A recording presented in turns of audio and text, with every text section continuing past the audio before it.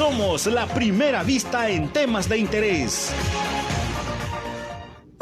La entrevista, el punto de vista de los profesionales en temas de interés nacional e internacional.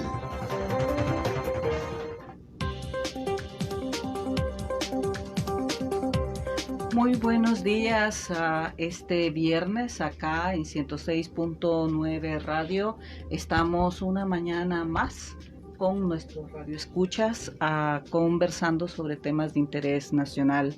Esta mañana están dos representantes del Foro del Agua invitados. Está con nosotros Ariela González. Bienvenida, Ariela. Gracias. Y ha tenido un pequeño retraso Carlos Flores. En cuanto venga se integra en cabina y iniciamos la entrevista en punto para quienes nos tienen en sintonía.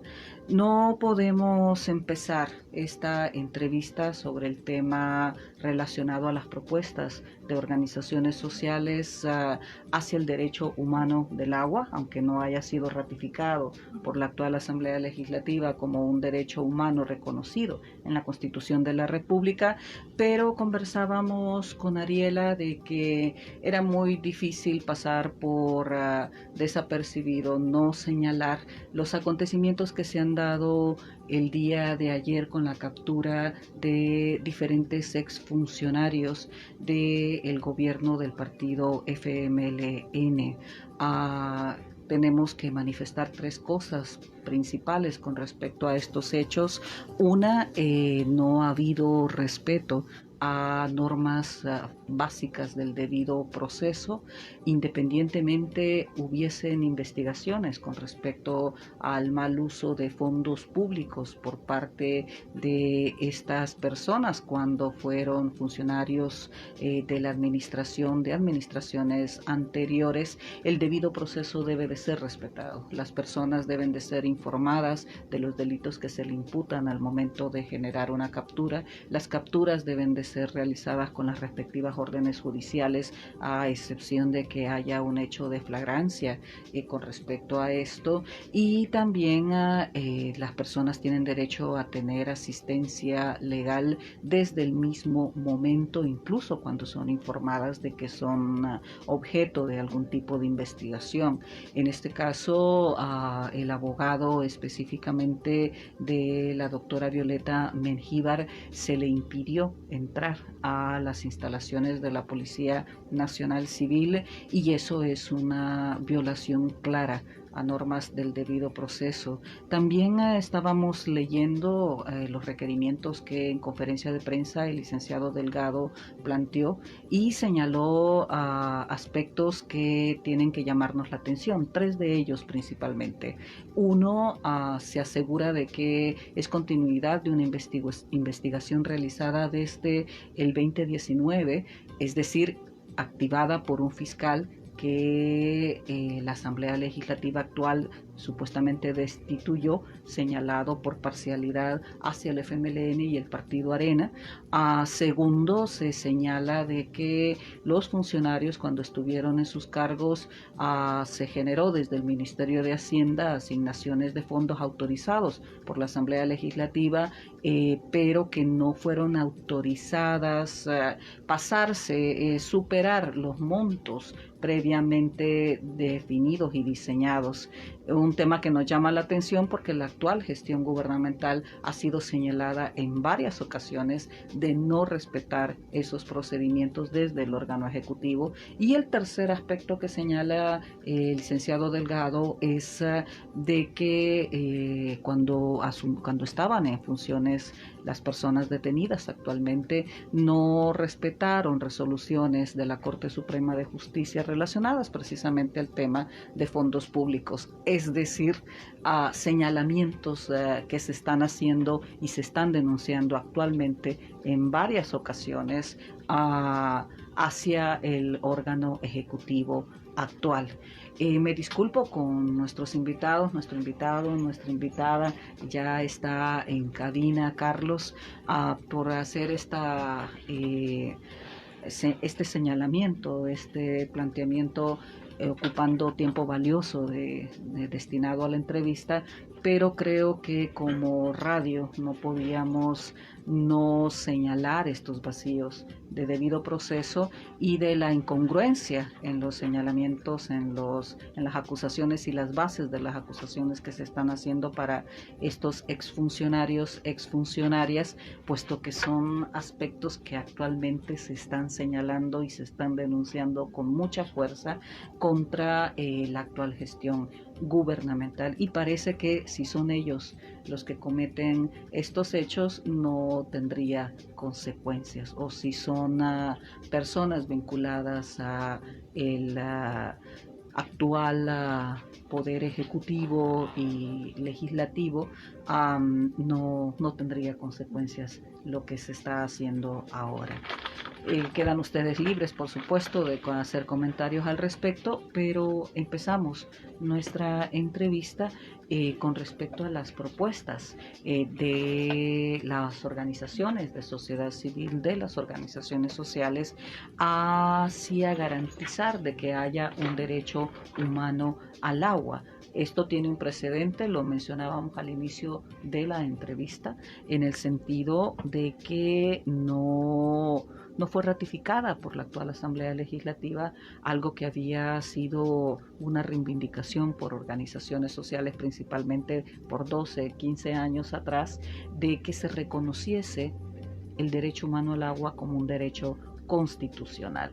Eso no fue ratificado, sí fue aprobado por la Asamblea Legislativa anterior, y de acuerdo a la Constitución, para que fuese modificada la Constitución de la República, requería que fuese ratificado por la actual legislatura. No sucedió, y sin embargo también fueron engavetadas una serie de legislaciones, entre ellas dos principales, tengo entendido, vinculadas con el derecho humano al agua.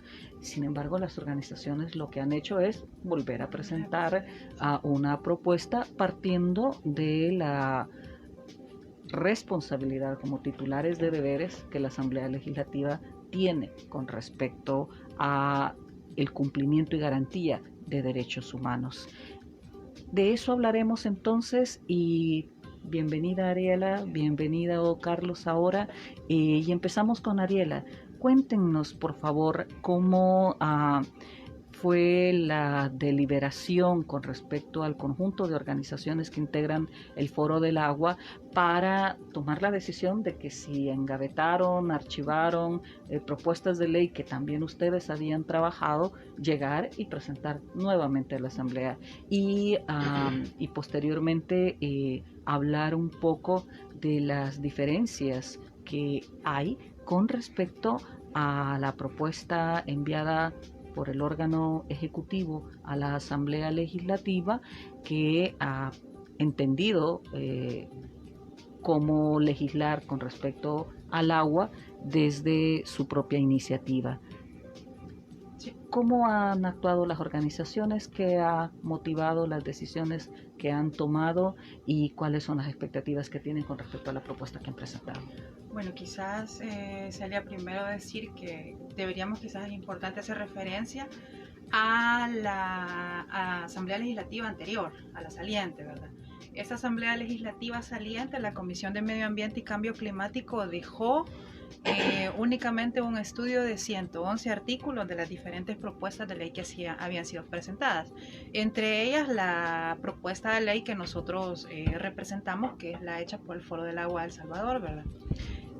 No se logró consolidar la ley en la administración pasada, a pesar de que fue una promesa de la entonces presidenta de la Comisión de Medio Ambiente y Cambio Climático, ¿verdad?, que iba a aprobarse en el mes de agosto de 2020 a más tardar, y no se logró. Luego, pues posteriormente, con el cambio de la administración actual, el órgano legislativo, pues lo que sabemos, ¿verdad? El tema se engavetó, así como se engavetaron también otras propuestas de ley. Se hablaba de más de 100 propuestas de leyes, de reformas, de estudios y todo esto que habían sido mandados a engavetar bajo el argumento de que habían perdido vigencia. Ese fue quizás el primer argumento que se dio, un argumento quizás decir a la ligera, ¿verdad? Porque ahora vemos que mucho del contenido de la propuesta de ley que fue formulada por el Foro del Agua ha sido retomada en la propuesta de ley del Ejecutivo, ¿verdad? Que es algo bastante curioso. Entonces, básicamente, luego, después de que pase esta situación, pues nosotros como organización de la sociedad civil que somos, o el Foro del Agua, una organización que está conformado por organizaciones de la sociedad civil, pues analizando cómo podíamos abordar el tema, hemos venido haciendo una serie de observaciones. Conjuntamente nosotros a diario nos sentamos a revisar las propuestas, analizar cuáles son las diferencias, cuáles son los puntos que no se han tomado en cuenta, etcétera. Todo aquel contenido que se propuso y que obviamente parte del trabajo del Foro del Agua, que es básicamente trabajar con enfoque de derechos humanos, ¿verdad? Con enfoque de sustentabilidad y todos estos principios que son básicamente o han sido creados para el abordaje del agua como un bien común, como decimos, ¿verdad? Todos. Entonces, lo que hicimos luego que tuvimos acceso al documento que fue presentado por el ministro de Medio Ambiente a la Asamblea Legislativa, específicamente fue entregado al presidente de la Asamblea Legislativa, pues nos tomamos a la tarea de empezar a estudiar, ¿verdad?, ese contenido. Y en el camino hemos venido descubriendo una serie de diferencias, una serie de quizás podrían ser vacíos, observaciones que hemos hecho. Presentamos nuevamente la propuesta de ley del Foro del Agua y luego pues posteriormente también presentamos un paquete, hace aproximadamente 2 semanas, un paquete de observaciones, alrededor de 40 observaciones al articulado que la ley que ha sido presentada por el Ejecutivo por medio del Ministro de Medio Ambiente tiene, ¿verdad?, en su contenido. Presentamos ese articulado y a la misma vez pedíamos que se nos tomase en cuenta en el proceso de diálogo de la comisión ad hoc que fue creada para el abordaje de la ley, porque no lo está abordando la misma comisión de medio ambiente, sino que incluso se dijo que se iba a crear una comisión especialísima, ¿verdad?, para abordar el tema. Entonces pedimos también que se nos tomase en cuenta, que se nos invitase, ¿verdad? Pedimos ahí también en el paquete de observaciones. Todavía no hemos recibido respuestas si vamos a ser tomados en cuenta en la discusión, si vamos a recibir una invitación. Sin embargo, ya ayer vimos una serie de participaciones de distintos sectores. Por ahí estaba la empresa Urbánica, curiosamente, que es la empresa que va a desarrollar el proyecto Ciudad Valle del Ángel, ¿verdad? Estaba también la representante legal, si no me equivoco, de La Constancia, por ejemplo. Entonces, ahí hay también ya un par de cosas que están como surgiendo en este camino de diálogo, ¿verdad? Pero sí referir que como Foro del Agua a la fecha todavía no hemos sido llamados. Decir también que el Foro del Agua está compuesto no solo por organizaciones, está compuesto también por muchas juntas de agua rurales, sistemas de agua y abastecimiento en zonas rurales donde el Estado no ha podido suplir, donde las municipalidades no han podido suplir, presididos sistemas de agua por mujeres, organizaciones eminentemente comunitarias sin fines de lucro que han sido organizadas por mujeres, por jóvenes, y que estas también a la misma vez tienen el acompañamiento y forman parte del Foro del Agua. Entonces, con esto lo que quiero decir es que la representatividad es muy diversa y es representatividad eminentemente de la sociedad civil.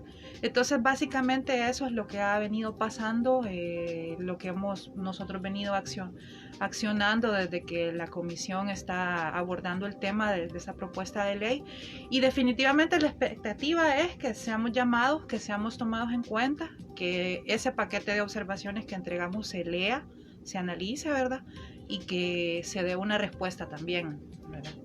Carlos, tuvimos la oportunidad en algún momento de hacer una comparación con respecto a las iniciativas de ley presentadas, principalmente impulsadas desde el Foro del Agua, que fueron archivadas, con la propuesta actual que ustedes han presentado en la Asamblea Legislativa y la propuesta enviada por el órgano ejecutivo. Y nos dimos cuenta, lo que Ariela está planteando, pudimos constatar de que muchas de los elementos de las leyes archivadas están en la propuesta del órgano ejecutivo, pero aspectos esenciales no están. Con respecto a que se reconoce en la propuesta del órgano ejecutivo la universalización del servicio del agua, el principio de no discriminación con respecto al servicio, la preeminencia del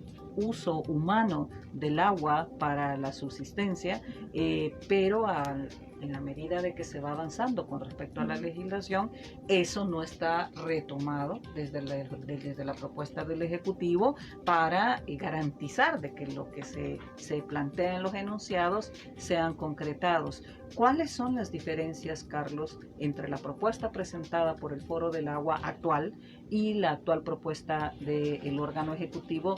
¿Y cómo toman ustedes el que la comisión especial a la que ha hecho referencia Ariela no haya convocado a la presencia de las organizaciones sociales, pero sí representaciones empresariales, además de que ha anunciado públicamente de que solo ventilarán la propuesta enviada por el Ejecutivo en la comisión y no así otras propuestas?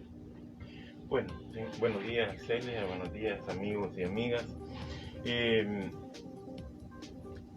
Y digamos, apreciaciones así generales y después un poco más específicas. Por decir así, si uno no conoce, no ha estado en la discusión de la Ley General de Agua, la propuesta que presentó el presidente Bukele le gusta, ¿ya? Está diseñada para gustar. Comienza utilizando nuestro léxico, es decir, hablamos desde el primer artículo del derecho humano al agua, es decir, derecho humano al agua, gestión pública, participación, casi todo lo aborda en los primeros artículos. Entonces es una propuesta diseñada para gustar. Como cuando vos ves un carro que se mira bonito, pero ya cuando te acercas, cuando la lees, la capota, ya el motor está tirando aceite, este es más o menos el símil. Hay diferencias que son, que parecen imperceptibles. Por ejemplo, en el léxico de la ley general de recursos hídricos, que valga la aclaración, uno pareciera que está de acuerdo, ley general de recursos hídricos. Eso no es un problema semántico. Es decir recursos hídricos y decir agua no es una diferencia que no importe. Cuando se habla de recursos hídricos estamos hablando desde la perspectiva del mercado, ¿ya? Porque estamos hablando de recursos que viene del griego, que significa de lo que dispongo o lo que utilizo para hacer algo, ¿ya? Y tenemos la fracción hídrico, que también viene del griego y significa relativo al agua, es decir, de lo que dispongo relativo al agua para hacer algo, ¿verdad?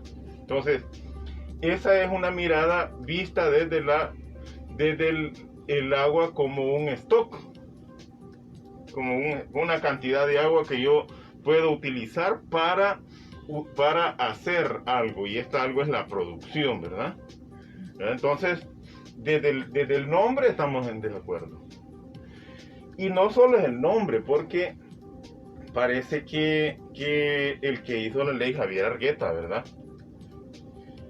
Él se tomó la molestia de sacar todas las referencias donde en el Foro del Agua pusimos agua, bien natural, elemento vital, fuente de vida, todos esos sinónimos que usamos en la ley. Él, quizás con control de cambios o con buscar y reemplazar, se encargó de quitar todas esas referencias y poner recursos hídricos, ¿verdad?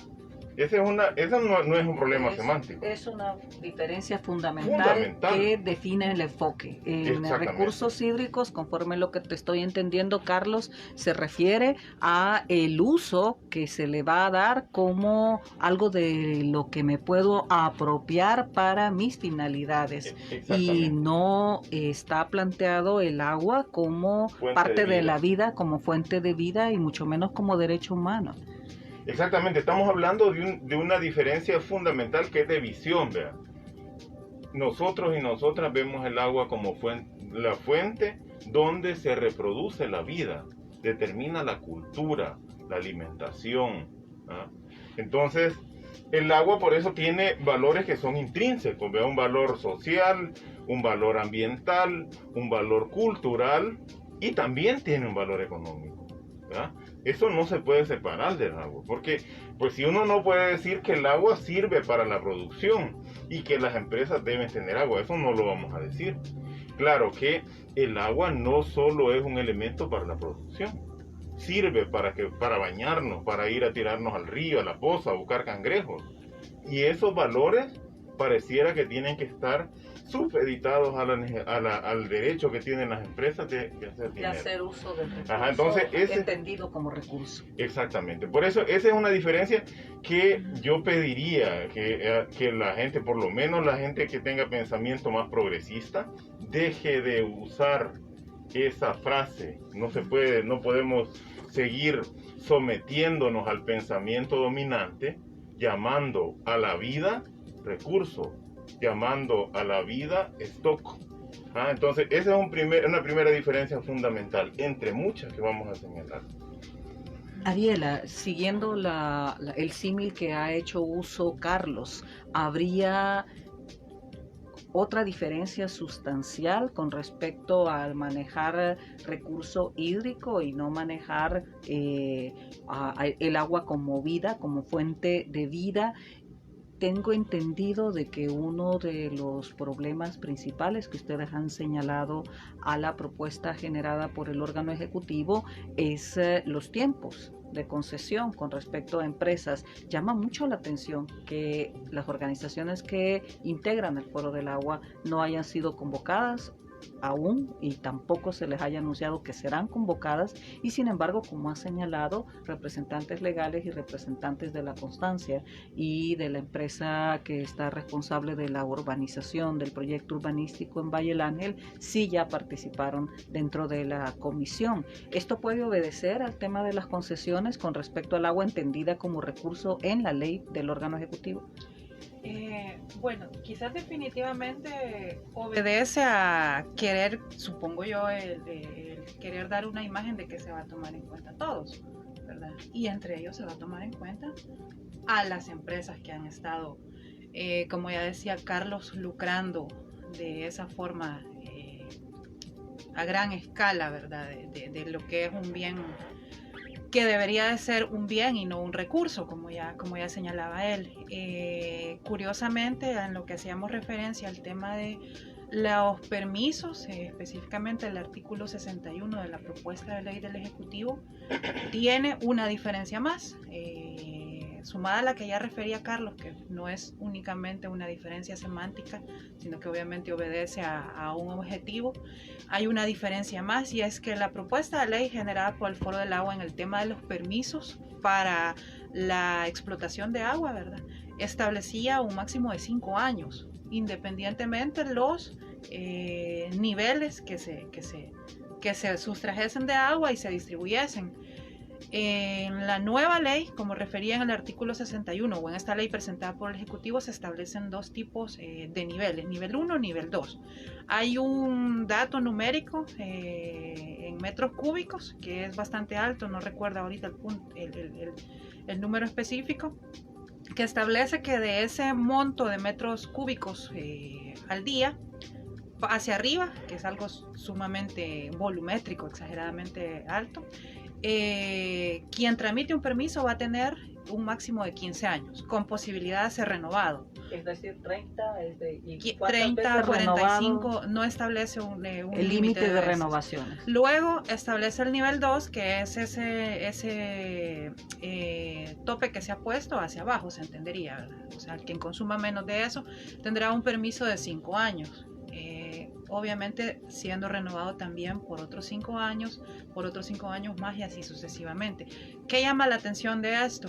Que nosotros consideramos que otorgar permisos para tan largo plazo es algo completamente atentatorio contra nuestro medio ambiente, porque si nos fijamos las condiciones ambientales en nuestro país, en cuestión de años, 3, 4 años, o sea, cambian aceleradamente y en detrimento, no cambian en positivo. Entonces, obviamente, me entregan a mí un permiso ahorita, las condiciones de aquí a 15 años, a la empresa que se le entregue, el manto acuífero no puede ser que no tenga las mismas condiciones, ¿verdad? Que todavía el agua sea menos, que haya menos disposición para la población, y sin embargo, ese sector que tiene el permiso sí puede, tiene un permiso abierto para disponer por esos 15 años y todavía ser renovado. Entonces esta serie de observaciones se han hecho. Nosotros tenemos, digamos, unas versiones, nada más solo como a manera de observación. Curiosamente, el permiso firmado entre Dueñas Limitada, que es la empresa de desarrollo de Ciudad de Valle del Ángel, y ANDA, que es un convenio firmado, mejor dicho, entre ellos, un convenio que depende de una factibilidad dada por ANDA para la perforación de 8 pozos, curiosamente también dura 15 años, ¿verdad? No estamos diciendo que sea en obediencia a ese convenio en específico, sino que abriría la puerta este nivel de permisibilidad por tantos años a muchos convenios más como este. Entiendo que ese convenio fue suscrito por el entonces presidente de ANDA, Frederick Mesa. ¿Estoy equivocada? Quien ahora tiene responsabilidades con respecto al tema del agua también, en otro cargo público nombrado también desde el Ejecutivo. ¿Podemos entender un hilo a través de este funcionario con respecto al planteamiento que estás haciendo? Pregunto. Quizás el convenio fue firmado en la administración del señor Marco Fortín. Convenio establece, mejor dicho, se trata de que anualmente se les entregaba o se les entrega a esta empresa una factibilidad, ANDA entrega una factibilidad. El convenio se firmó y luego cada año se ha venido renovando una factibilidad. El señor Frederick Benítez renovó la factibilidad un año y luego al año saliente, que él dejó la administración en manos del actual presidente, también se renovó la factibilidad. Entonces, así fue como se ha configurado y como refería, es también una duración de 15 años, ¿verdad? Entonces, ¿qué es lo que queremos decir con esto? Que podrían haber muchos más como ese, ¿verdad? Y podrían haber permisos más bajo una esfera, una legislación específica que lo permite. Además de lo señalado por Ariela, Carlos, ¿cómo plantearnos una legislación que está afectando en detrimento de la fuente de agua a largo plazo en un escenario que ella nos señala siempre va en detrimento y no en superación de la dificultad que hay con respecto a la disponibilidad de agua? Fíjate que la propuesta de ley que hizo el presidente, pese a que él dice que es una propuesta que sirve para superar la crisis, para luchar contra la injusticia, para superar las arbitrariedades de la oligarquía, es una propuesta que no aborda ese tema, no lo aborda.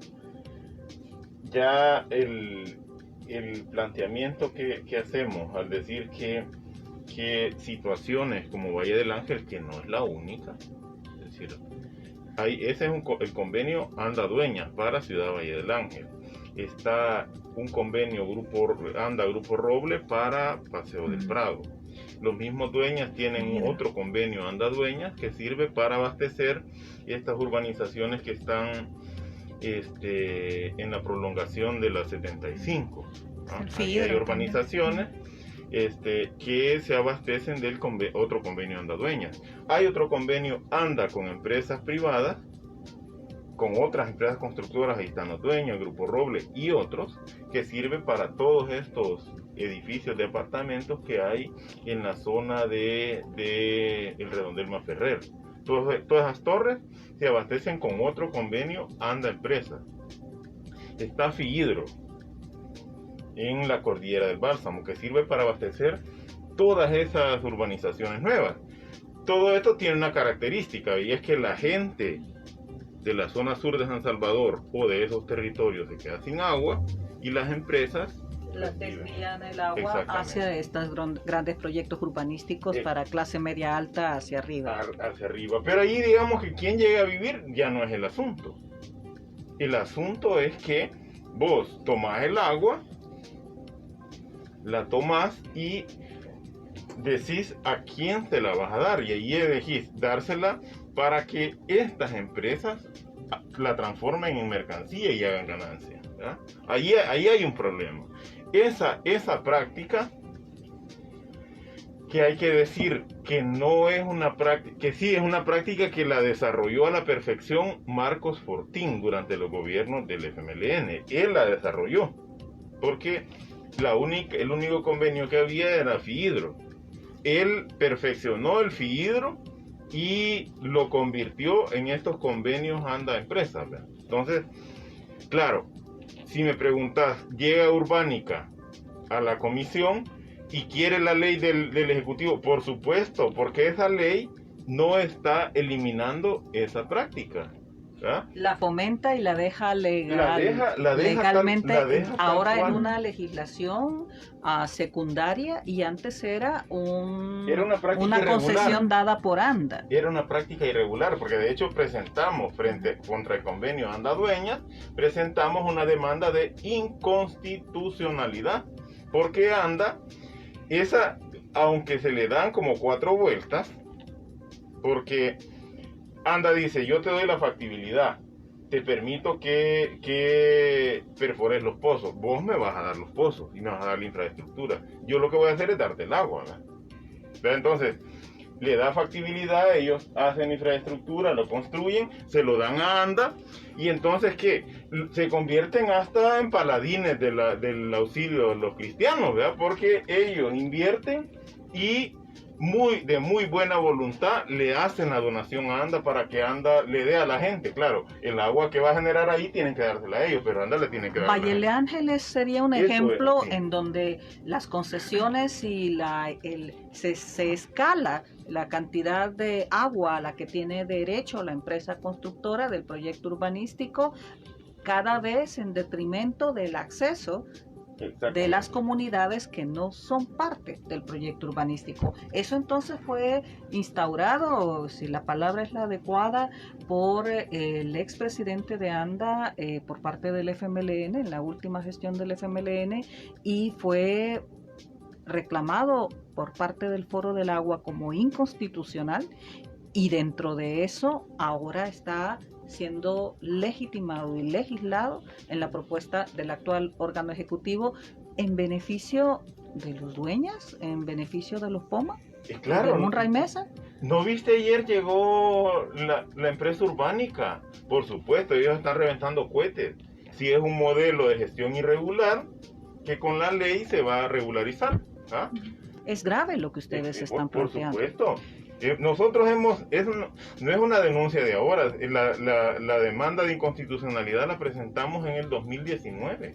¿Ah? En la anterior sala nos sentamos a conversar, obviamente. Nos sentamos a conversar con Frederick Benítez, previniéndole sobre la irregularidad. Claro, nosotros estábamos confiados en el 2019 que los cambios venían, ¿verdad? Nos sentamos y lo prevenimos.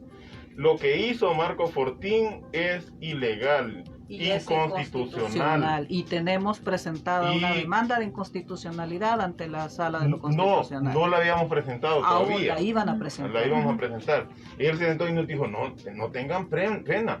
Yo voy a investigar y confíen en que yo le voy a dar vuelta a esto. ¿Qué es lo que no sabíamos? es que él estaba platicando con nosotros, pero ya le había dado nuevamente el permiso o la factibilidad a los dueños. Entonces, ¿qué es lo que quiere decir? Que estas no son prácticas de partido. Es decir, los dueñas, ellos lograron establecer coordinación con Marco Fortín durante todos los 10 años que estuvo ahí. Y luego ya tenían coordinación con Frederick Benítez. Y ahora ya tienen coordinación con Rubén Alemán. Es decir, estas no son prácticas, no es un problema ideológico, este es un problema económico. Sí es ideológico, pero es la ideología del mercado.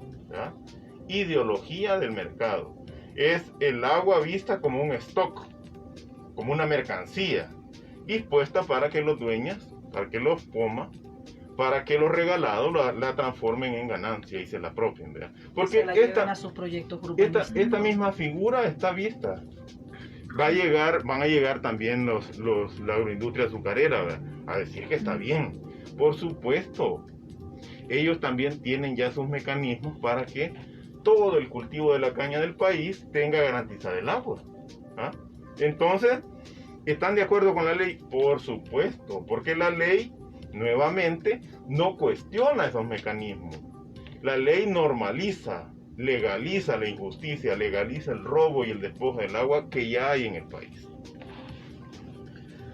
Ariela, entonces, dando seguimiento a la aseveración que ha estado planteando Carlos, ¿cuáles son las expectativas con respecto a la propuesta de ley presentada? Primero la archivaron, no solo una propuesta, fueron varias iniciativas.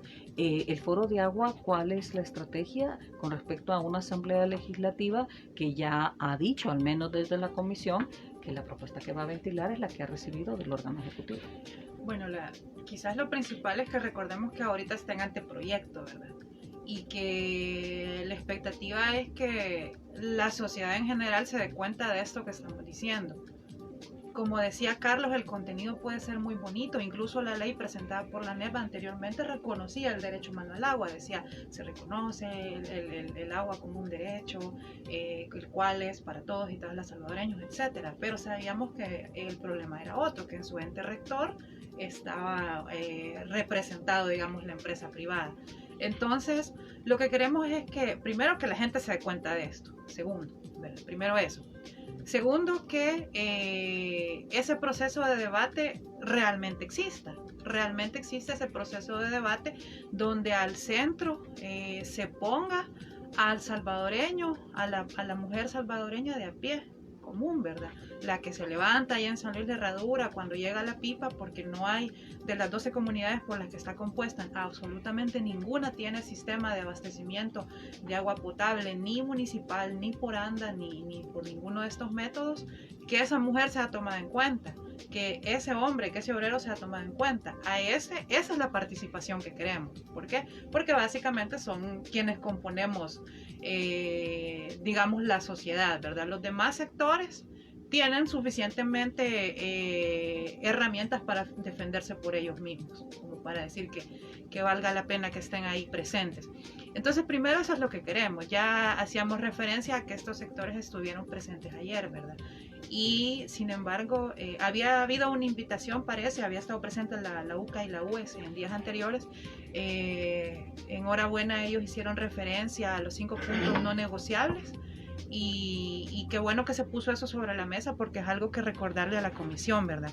Están los 5 puntos no negociables que aparentemente podría decirse que están ahí completos. Sin embargo, ya se vio que la participación ciudadana se ve limitada a la palabra sociedad civil, que es algo completamente amplio. En la sociedad civil está la empresa privada, en la sociedad civil está el sector agroindustrial que ya mencionamos, ¿verdad? Son parte de la sociedad civil. Sin embargo, no están mencionadas, como están en la ley del Foro del Agua, con nombre y apellido, las ADESCOS, los sistemas de agua potable rurales, las juntas de agua rurales. No están mencionadas las organizaciones de mujeres. La propuesta de ley del Foro del Agua, la propuesta general de aguas que presentó el Foro del Agua, desde los considerandos manifiesta, empieza a establecer el papel importante que tenemos las mujeres en la gestión del agua, ¿verdad? Y que la situación no es equitativa para hombres y mujeres en cuanto al acceso a agua potable y sobre todo en las zonas rurales. Todos estos puntos son los que queremos que sean tomados en cuenta verdaderamente. Esa es la expectativa, ¿verdad? Y no una ley aprobada a la carrera de 90 días, ya van alrededor de 60 quizás, desde que se presentó hace un mes aproximadamente. Entonces el tiempo va siendo limitado, ¿verdad? Creo que es una oportunidad para que los diputados, sobre todo los diputados de la bancada de Nuevas Ideas, demuestren que los anteproyectos están siendo dialogados, ¿verdad? Que se va a tomar ese tiempo para escuchar a todos los que están involucrados y que no va a ser algo íntegro, aprobado de la primera palabra hasta la última palabra como se presentó, a pesar de que exista, como ya mencionábamos, alrededor de 40 observaciones hemos presentado hasta ahorita. Falta mucho todavía que revisar y esperamos que ese proceso sea referido a la participación de estos sectores que hasta ahorita parece que no han tenido cabida y no han sido mencionados en la ley. Y hacer también, al punto que hablábamos anteriormente, sobre el tema de la permisibilidad, que se aborde también ese tema, porque no se ha hablado. Es decir, no es lo mismo invitar a la empresa privada, no es lo mismo invitar a este sector de desarrollos inmobiliarios y no mencionar que atrás de esto existen documentos, existen actos administrativos firmados entre la administración pública y estas empresas que habilitan estas acciones. Como ya mencionaba Carlos, nosotros tenemos este proceso de inconstitucionalidad desde 2019 y la empresa contra el cual tenemos ese proceso estaba aceptada ahí, tratando de dialogar y hacer observaciones con los diputados, ¿verdad? Y sobre todo quizás es importante mencionar que en el contenido de convenios como este, como el de la empresa Dueñas y ANDA, lo que se menciona es que a falta de la suplencia del Estado de abastecer de agua, entonces vengo yo, empresa privada, que sí tengo el poder para hacerlo, y vengo y ¿cómo se llama? Y ejecuto e invierto, entonces también hago una labor social de llevar agua a la ciudadanía. Cuando ya mencionaba Carlos, han habido otros convenios con ese que a la hora de estar siendo ejecutados, ya la gente en las comunidades que supuestamente iba a verse beneficiada por estos convenios empieza a saltar, ¿verdad? La comunidad tal cerraba la carretera al Puerto de la Libertad, por ejemplo, porque tenían más de un mes de no tener agua, a pesar de que hay un convenio ahí entre el llamado FIHIDRO que decía que parte de la infraestructura, o que dice que parte de lo que se va a hacer para esas comunidades. Entonces, todas esas cosas que no las sabemos, que no las sabe toda la población, nosotros como foro queremos que la sepan, porque básicamente el trabajo que ahorita ha venido haciendo el Foro del Agua mayormente es un trabajo por visibilizar las problemáticas territoriales por el derecho humano al agua, cómo estas comunidades están siendo afectadas. Esos 5 puntos innegociables, ¿cuáles son? Bueno, ahí está el derecho humano al agua, la gestión pública, participación, régimen económico justo, equitativo y la gestión de cuencas. Fíjate que sobre estos, en el tema del derecho al agua, como te decía, es un carro bonito, ¿verdad? De lejos mira, pero cuando revisamos el tema del derecho al agua, tiene al menos 2 cosas que preocupan, ¿verdad? Digo, preocupan por decirlo de alguna manera. Uno, es que se manda a que todos los prestadores del servicio de agua potable tienen que pagar el canon por el uso del agua. Es decir, ANDA, juntas de agua, alcaldías y las empresas privadas, ¿verdad? Entonces, ahí hay un tema. Por igual. Sin medir los sin ingresos, las capacidades reales. Y sin distinción de motivo, por ejemplo, perdón que interrumpa Carlos, sin distinción del motivo del cual, por ejemplo, los sistemas de agua potable han sido constituidos comunitariamente y sin fines de lucro, ¿verdad?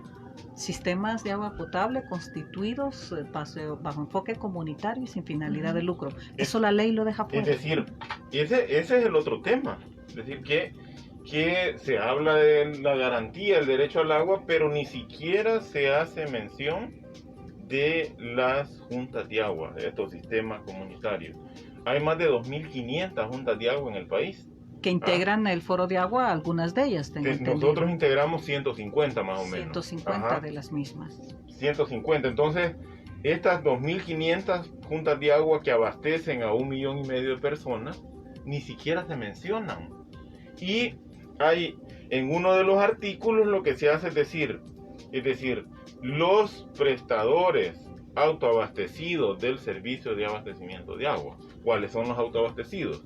Son las 2.500 juntas de agua, las alcaldías y las empresas privadas. Las menciona, pero de facto las derogaría en términos de fuerza real de operar. No las deroga. El asunto es que estas juntas de agua no existen jurídicamente.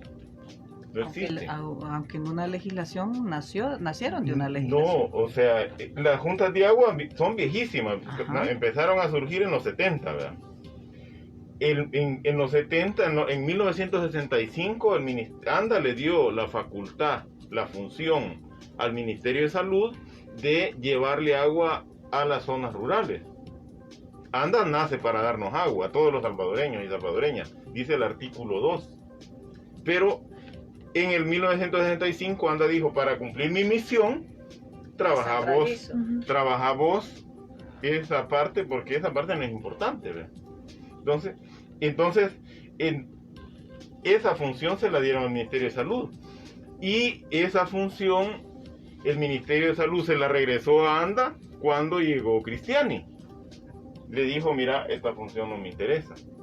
Entonces, ya el Ministerio de Salud había construido un reglamento, que era un reglamento de juntas de agua, ¿verdad? Que era para normalizar la situación que tenían los sistemas de agua del Ministerio de Salud, que en ese momento eran de alrededor de unos 700 sistemas del Ministerio de Salud. Entonces, le regresó la función y todo lo que dice el Ministerio de Salud quedó tirado. Entonces, ¿qué es lo que ocurre? Las juntas de agua jurídicamente fuera de ese reglamento, que era normar relación MinSal-juntas de agua, ya no existe, porque MinSal no tiene función.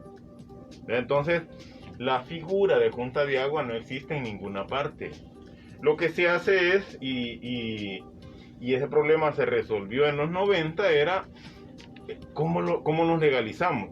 Y buscaron que el artículo que legaliza las ADESCO dice toda una pila de funciones y dice y otras funciones. Ahí en otras está brindar el servicio de abastecimiento, ¿verdad?, de agua potable. Entonces, no existe. Entonces, como no existe, el asunto es que sos una ADESCO que hace... Que entre todas tus funciones eras una junta de agua. Entonces, aquí no se toman la delicadeza ni siquiera de reconocer las ADESCO, las juntas de agua, 2.500, 1,5 millones de personas. Y las meten en la misma bolsa donde está Urbánica, donde está Grupo Roble, donde está la empresa Horst. Es decir, somos empresas privadas, ¿verdad? Entonces podemos pagar por el uso del agua. Imagínate qué contradicción. Garantizamos el derecho al agua, pero a la gente o a los organismos que le dan agua a la gente más pobre, a la gente con menos oportunidades, que ha sido la zona rural y las zonas urbanos marginales en los grandes urbes, a ellas ni siquiera le garantizamos que no paguen por el uso del agua. Este es el pensamiento, pues parecería que no existe, pero este es el pensamiento de Javier Argueta, ¿verdad?, que es uno de los redactor de Casa Presidencial de la propuesta. Es que para él así piensa. Nosotros lo conocemos y con él nos sentamos varias veces discutiendo la ley. Entonces él siempre ha defendido sus preceptos. Para él ANDA tiene que pagar. ANDA es una empresa más, como Urbánica. Para él las juntas de agua tienen que pagar, si esas son empresas, ¿verdad? Este es el pensamiento de los mismos de siempre.